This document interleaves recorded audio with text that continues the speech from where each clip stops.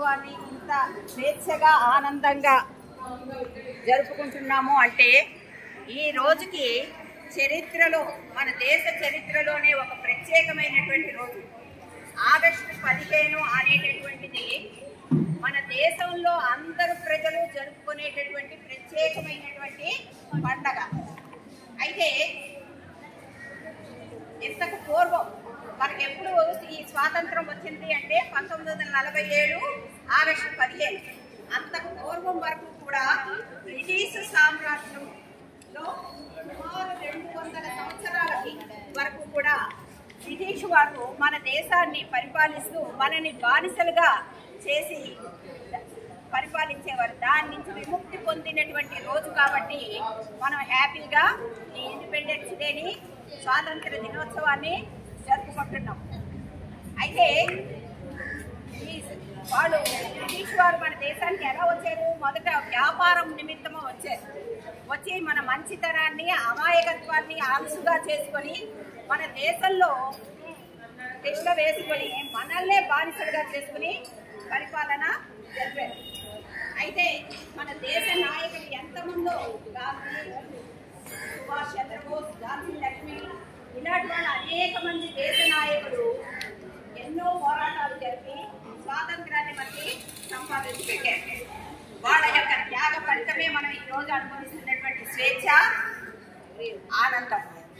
అయితే ఈ స్వేచ్ఛ ఆనందాన్ని మనం ఇంకా చిరకాలం ఉండాలి అంటే, ఉంచుకోవాలి అంటే అదంతా కూడా మీ చేతుల్లోనే ఉంది.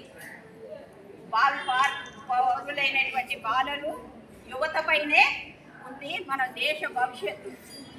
ఎలా మీరు బాగా చదువుకొని మంచి ఉన్నత స్థానాల్లోకి చేరుకొని దేశానికి పనికి వచ్చేటటువంటి పౌరులుగా తీర్చిదిద్దబడి దేశానికి ఉపయోగపడేటట్లుగా ఉండాలి. ఏ దేశమైతే విద్యాభివృద్ధి బాగా ఎక్కువగా ఉంటుందో ఆ దేశం బాగా ఉన్నత స్థానాన్ని ఆక్రమిస్తుంది. అయితే స్వాతంత్ర సమరయోధులందరూ కూడా మనకి స్వాతంత్రాన్ని సంపాదించి పెట్టారు. మనం దానికి గాను ఏం చేయాలి? ఐక్యమత్యంగా ఉండాలి, పరస్పర సహకారాన్ని కలిగి ఉండాలి. ప్రతి పౌరుడు కూడా, ప్రతి విద్యార్థి కూడా ఐకమత్యంతో ఉండి పరస్పర సహకారాన్ని కలిగి ఉండాలి. చిన్నతనంలోనే మేము ఎలా పరస్పర సహకారాన్ని చేస్తాం అంటారేమో. ఒక్క విషయం చెప్తాను వినండి. ఈరోజు మీకు మధ్యాహ్న భోజన పథకాలు వస్తున్నాయి, ప్రభుత్వం వాళ్ళు సరఫరా చేస్తున్నారు, హ్యాపీగా తింటున్నారు, ఎంజాయ్ చేస్తున్నారు. పూర్వం అలా లేదు. విద్యార్థులు వాళ్ళ బాక్సులు పట్టుకుని వాళ్ళు స్కూల్కి వెళ్ళి తింటూ ఉండేవాళ్ళు. అలాగే మీలాగే ఒక విద్యార్థి రోజు బాక్స్ పట్టుకుని వెళ్ళి స్కూల్లో తింటూ ఉండేవాడు. అందరూ కూడా లంచ్ టైం అయ్యేటప్పటికి ఇలా చెట్టు కింద కూర్చుని వాళ్ళ బాక్సులు ఓపెన్ చేస్తూ తింటూ ఉండేవారు. అలా రోజు చేస్తూ ఉంటే ఒక రోజు ఒక ముసలి అవ్వ వాళ్ళ దగ్గరికి వచ్చింది. వచ్చి, బాబు నాకు ఆకలిగా ఉంది, నాకేమైనా తినడానికి పెట్టారా అని అడిగేటప్పటికి అందరూ ఓపెన్ చేసి వాళ్ళు తినేస్తున్నారు. ఆ పిల్లడు మాత్రం ఆ బాక్స్ తీసుకెళ్ళి ఆ అవ్వకి ఇవ్వడం జరిగింది. ఆ అవ్వ శుభ్రంగా తన ఆకలిని తీసుకుని సుఖీ భవ అని ఆశీర్వదించింది. ఆశీర్వదించిన తర్వాత ఇంటికి వచ్చేసాడు. సాయంత్రం అయింది, ఇంటికి వచ్చేసాడు. వాళ్ళ అమ్మడికి నీరసంగా ఉన్నాడు. ఫోన్ చేయలేదు కదా. వాళ్ళ ఏనాయినా ఇవాళ భోజనం చేయలేదా, ఇంత నీరసంగా ఉన్నావేమి అని అడిగేటప్పటికి ఆ పిల్లడు చెప్పాడు, బాక్స్ ఓపెన్ చేస్తే బాక్స్ ఖాళీగానే ఉంది. అయితే మరి అన్నం తిన్నావు కదా, ఎందుకు మరి ఇంత నీరసంగా ఉన్నావు అని అడిగేటప్పటికి చెప్పాడు, అమ్మ ఇవాళ భోజనం చేస్తుంటే బాక్స్ ఆకలి బాగా ఆకలిగా ఉందని చెప్పండి.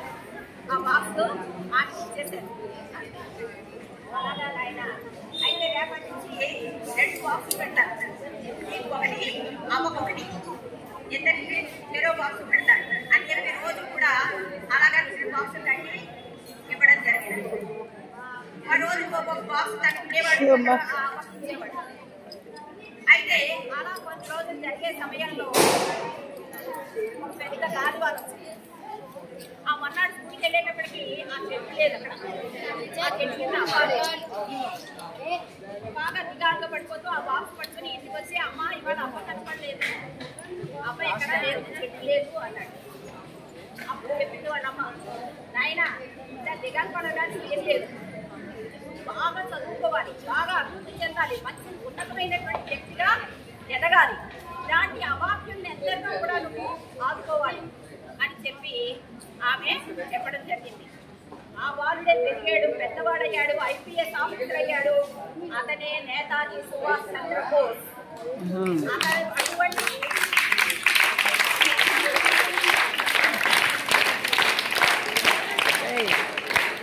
అటువంటి ఆపండి.